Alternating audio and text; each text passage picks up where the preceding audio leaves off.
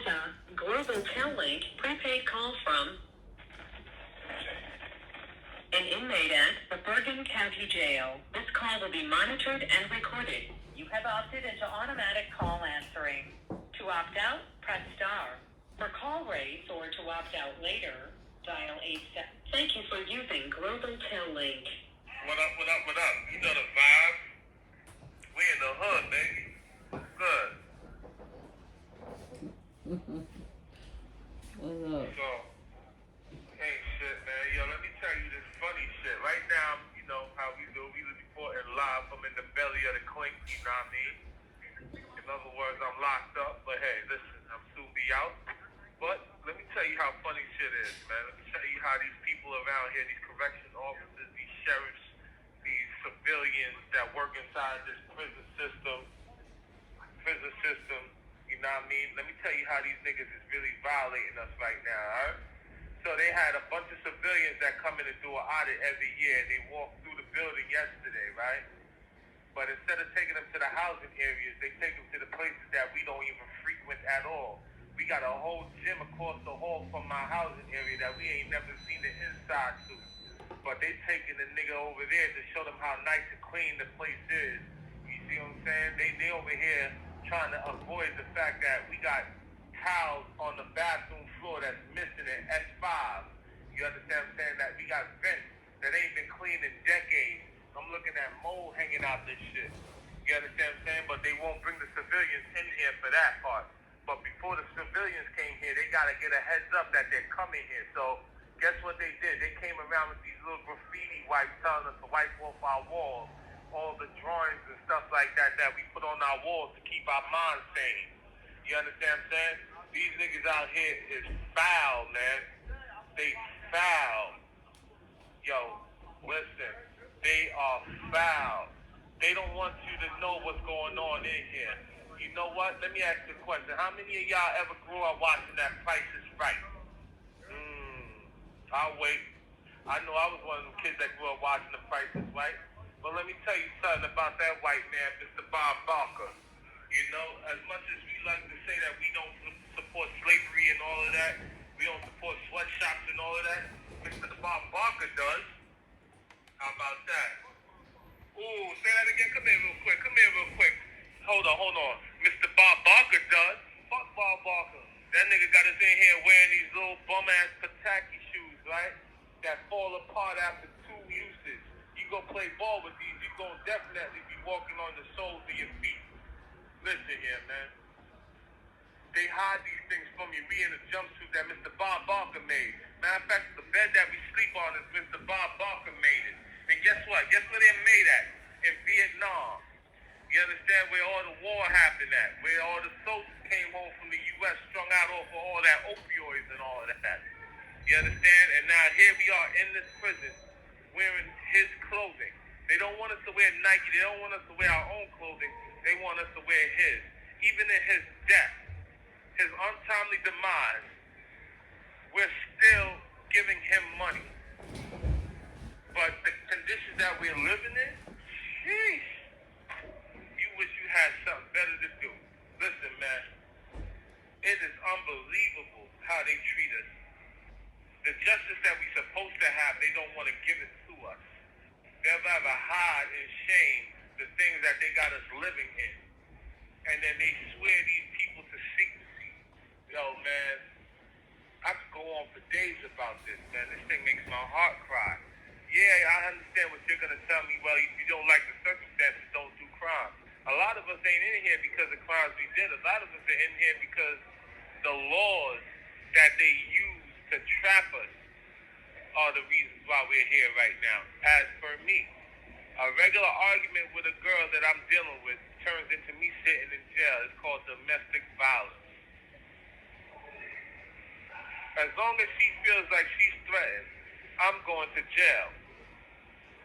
And guess what? While I'm in here, they don't treat me like if I'm innocent until proven guilty. They treat me guilty. In fact, I had an officer call me a crackhead because that's the type of people that they're locking up right now. So when you hear about gentrification and you notice your neighborhood start to look a little bit more cleaner because because the addicts ain't around no more. Guess what? These trumped up charges that they're giving us, that's why you don't see your addicts no more. It's not that they moved down south. It's not that they cleaned up and got a job. No, they put them in jail. Loitering. Trespassing. Eluding. So now guess what? The people that you used to see on the corner begging you for quarters and dollars and stuff like that, that's what happened to them. They locked them up on those type of pretenses. But we don't give a F about that. You don't question your taxes that you pay every year, especially those who, don't got dependents and stuff like that. You don't ever wonder where that $75,000 ever went when you pay it back and they tell you can't get no tax refund? Yeah, to this system that they're taking the money. Let me tell you where I'm at. If you didn't hear from the introduction, this is Bergen County Jail. One of the richest counties. And guess what? This richest county can only afford to give you one pair of Bob Barker shoes to wear. And when that shit is broken, you got to go through a loop in a song just to get another pair. But in order for you to move around the building, you got to have them on. So, like, if you tell me how you make that work. If you hear this, right, you hear the noise in the background, some of these people are either too young to understand what the hell they're enduring or going through, or too doped up to understand how to get out of their situation. So they treat everybody the same, no matter who you are, which is foul. There's 63 guys in the dorm with one CO, and guess what the CO is doing right now? He got his hands on his head, chilling. You know why? Because this is not a threat for him. This is not a threat for us. We're just a normal bunch of people just trying to survive and make it back home to our loved ones or back home to what we did best. And it's fucked up. Pardon my language, y'all, but I gotta say it like this because it's the truth. It's the truth. Sometimes I get a little bit ashamed of my brothers and sisters because we're uneducated to understand the type of situation that we're in. And we don't want to know no better. Here's what. We got 9 tablets.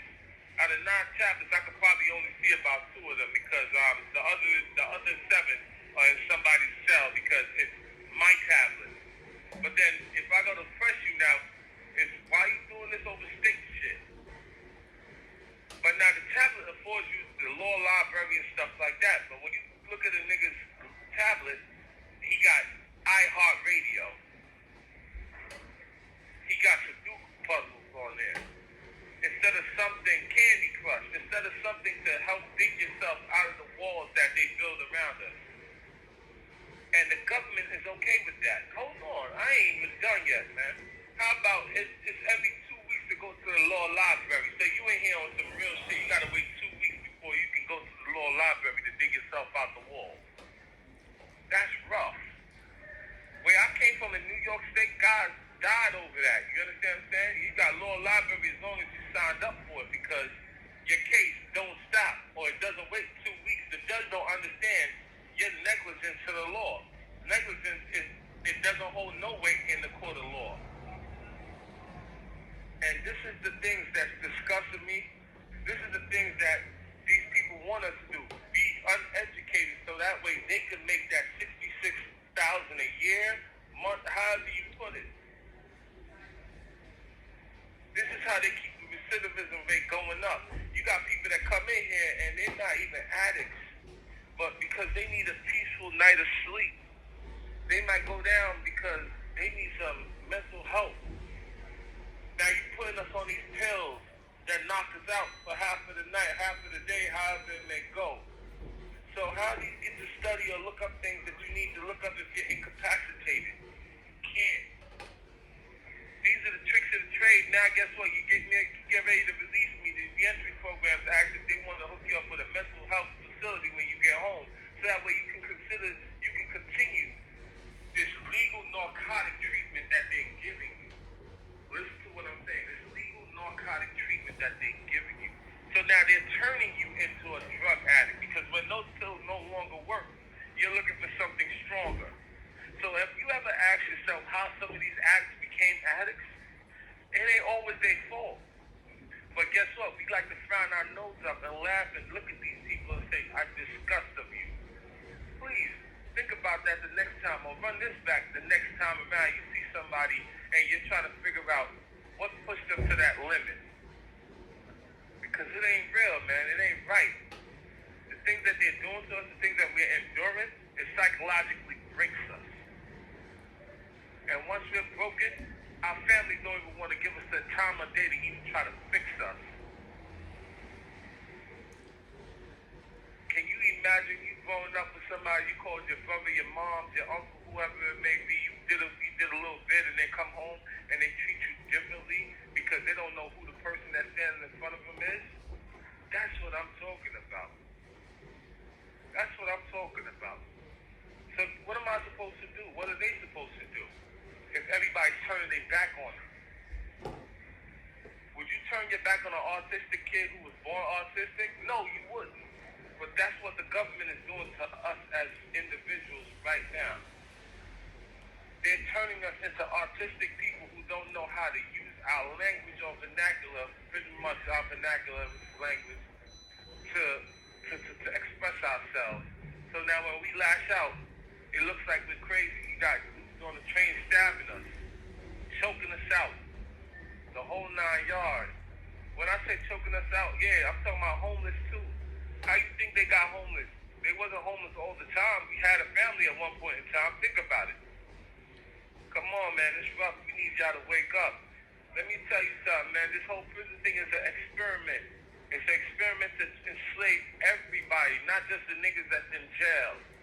Because let me tell you something, when you go to these airports, when you go to these seaports, and they tell you gotta take your shoes off, you gotta go through the scanner a certain way.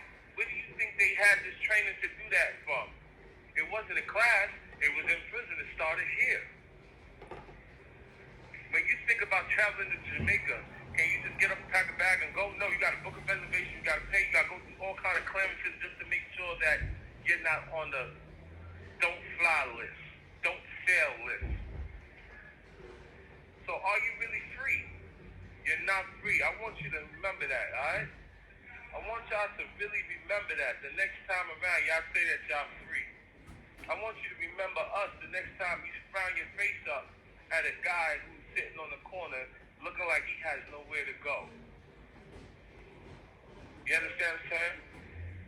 I also want you to remember this one thing right here. If you don't remember nothing else I said, I want you to remember this one thing right here. No matter who you are, no matter where you're from, we all feel the same. Some ain't better than some. We in the hood, you know the vibes.